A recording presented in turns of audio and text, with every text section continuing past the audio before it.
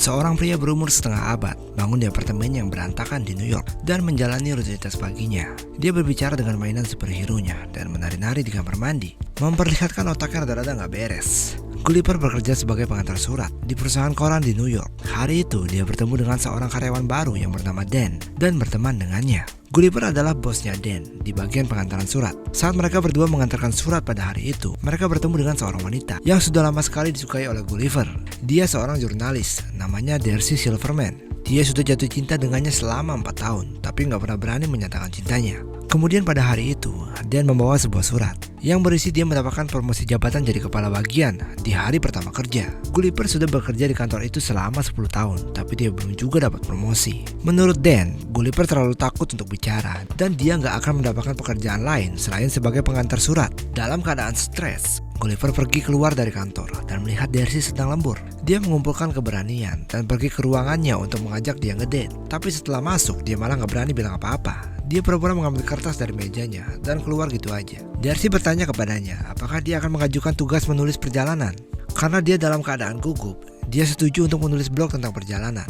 Di rumah, dia menyalin beberapa artikel dari internet untuk blognya. Hari berikutnya di kantor, dia memberikan hasil tulisannya pada Darcy. Darcy sangat kagum dengan kemampuan menulisnya dan memberikan dia tugas baru.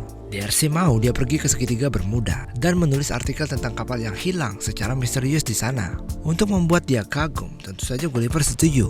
Darcy menghubungi seseorang untuk menyewakan perahu untuknya. Gulliver pergi ke Bermuda di hari berikutnya dan dijemput oleh seorang pria. Dia mengantar Gulliver ke tempat sewa perahu dan mengajari cara memakainya. Perahu itu otomatis, jadi Gulliver dengan mudah bisa menggunakannya. Gulliver akhirnya pergi ke segitiga Bermuda sendirian menggunakan perahu. Di beberapa jam pertama, dia menikmati perjalanan itu sambil membaca sebuah buku yang berjudul Cara Membuat Robot dan minum beberapa kaleng Coca-Cola. Kemudian dia tertidur. Gak beberapa lama kemudian, dia terbangun ketika ada ombak besar di depannya. Ternyata ada badai besar di laut itu. Dengan cepat dia menggunakan jaket pelampung. Perahunya bergoyang sangat keras karena badai itu. Gulliver berbalik dan melihat sebuah tornado besar datang kepadanya. Gulliver bersama dengan perahunya terhisap ke dalam tornado itu.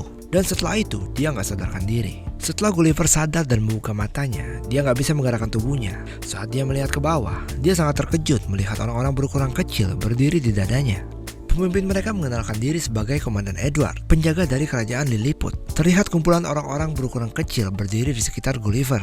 Dia diikat di tanah dengan tali dan kayu. Komandan Edward memanggil Gulliver dengan sebutan binatang buas. Gulliver yang saat itu kebingungan berteriak karena takut dan melepaskan diri dari ikatan tali dengan mudah. Berpikir itu hanya mimpi, dia mencoba menutup matanya. Edward memerintahkan para prajurit untuk menjauhkan binatang buas itu.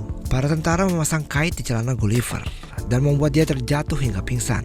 Saat dia bangun, Gulliver sudah diikat pada sebuah kereta dan dibawa menuju kerajaan Lilliput. Rakyat yang berukuran kecil keluar dari rumah mereka untuk melihat Gulliver.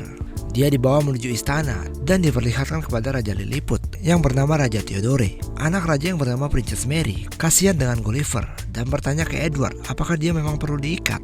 Edward menganggap Gulliver adalah mata-mata dari kerajaan musuh Blefuscia. Gulliver akhirnya bicara dan bertanya dia ada di mana. Sekretaris Raja Theodore yang bernama Jean memberitahu Gulliver dia ada di kerajaan Lilliput, negara terbaik yang ada di dunia. Gulliver malah berpikir itu cuma prank dan meminta kamera tersembunyi untuk muncul. Kemudian terlihat Gulliver di penjara di sebuah goa. Dia bertemu sesama tahanan yang bernama Horatio. Dia dijatuhi hukuman seumur hidup cuma karena melihat Putri Mary dengan muka sanginya. Mereka kemudian didatangi oleh Edward yang mendengarkan mereka dan menyebutnya lame ass atau lemah. Karena marah, Edward mengancam akan memenjarakan mereka seumur hidup. Tapi Gulliver bilang kalau di negaranya lame ass artinya berani dan kuat. Senang dengan jawaban itu, Edward membawa mereka berdua untuk membajak tanah dengan kekuatan Gulliver. Dia mengendalikan Gulliver menggunakan mesin. Tiba-tiba, suara bel terdengar dari istana, menandakan kerajaan musuh Blefuscia menyerang. Mereka mencoba menculik Putri Mary dan mulai membakar istana. Edward dengan cepat berlari ke istana dan memerintahkan semua orang tidak boleh menyelamatkan Putri Mary. Karena maunya dia sendiri yang menyelamatkan Putri Mary. Tapi Horatio meminta Gulliver untuk menyelamatkan Putri Mary karena Edward tidak akan sempat menolongnya. Gulliver dengan mudah mengalahkan tentara Blefuscian dan menyelamatkan Putri Mary. Tapi raja dan sekretarisnya terjebak di gedung yang terbakar. Gulliver dengan cepat mengencingi gedung yang kebakaran itu. Semua orang memberinya tepuk tangan saat dia berhasil memadamkan api dan menyelamatkan Raja Theodore. Raja membebaskan Gulliver dan Horatio dari penjara dan berterima kasih atas keberaniannya. Raja mengundang semua orang datang ke pesta pada malam harinya untuk merayakan kemenangan mereka. Edward sangat marah karena ada orang lain yang dipuji karena keberaniannya. Di pesta, Raja bertanya kepada Gulliver dari mana dia berasal, dan dia menjawab kalau dia berasal dari Manhattan. Orang-orang beranggapan kalau Gulliver adalah presiden dari Manhattan karena dia adalah orang paling berani dari sana. Gulliver merasa seperti pahlawan untuk pertama kali dalam hidupnya. Jadi dia mengarang cerita, dia dikenal sebagai presiden yang luar biasa di tempat asalnya. Semua orang percaya, kecuali Edward. Hari berikutnya, semua rakyat Lilliput membuatkan rumah besar untuk Gulliver dan diisi fasilitas mewah yang dia tidak punya di New York. Gulliver juga membuatkan sebuah bioskop untuk mereka. Kemudian dia menunjukkan film Titanic dan bilang itu adalah kisah hidupnya. Semua orang kagum dengan kisah hidupnya yang tragis. Edward heran gimana caranya dia selamat setelah tenggelam, dan Gulliver mengaku dia dihidupkan kembali. Kemudian Horatio meminta Gulliver untuk menolongnya supaya Putri Mary kagum padanya, dan Gulliver setuju. Mereka pergi ke istana dan Horatio menghampiri Putri Mary. Gulliver yang bersembunyi menyanyikan sebuah lagu cinta, dan Horatio mengucapkan lirik lagu itu kepada Putri Mary. Dan akhirnya Putri Mary mulai suka dengan Horatio. Tapi Putri Mary kemudian dipanggil oleh Edward yang datang untuk menemuinya.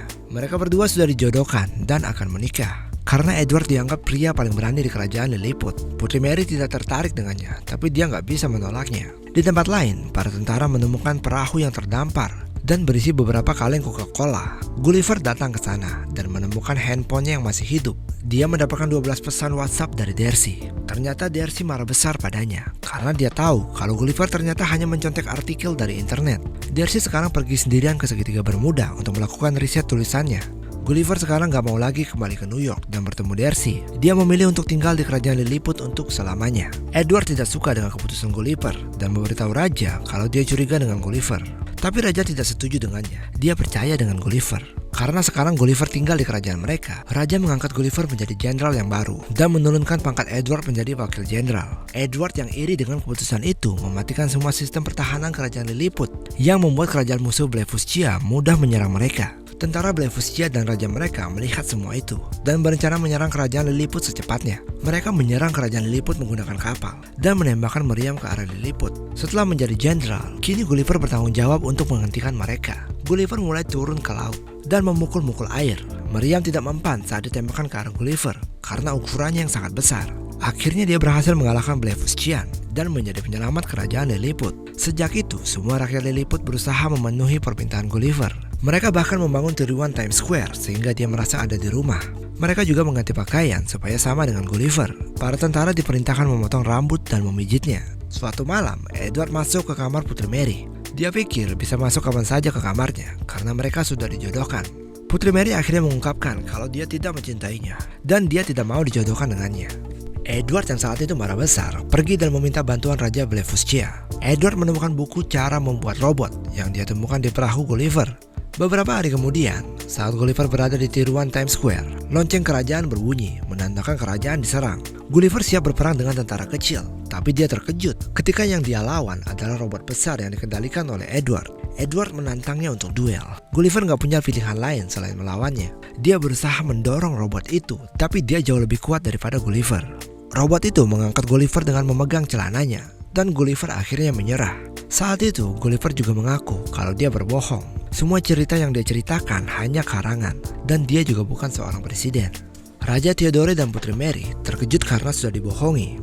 Edward mengirim Gulliver ke pulau terlarang sebagai hukuman. Saat Gulliver tinggal di sana, dia diambil seorang gadis kecil yang berukuran sangat besar.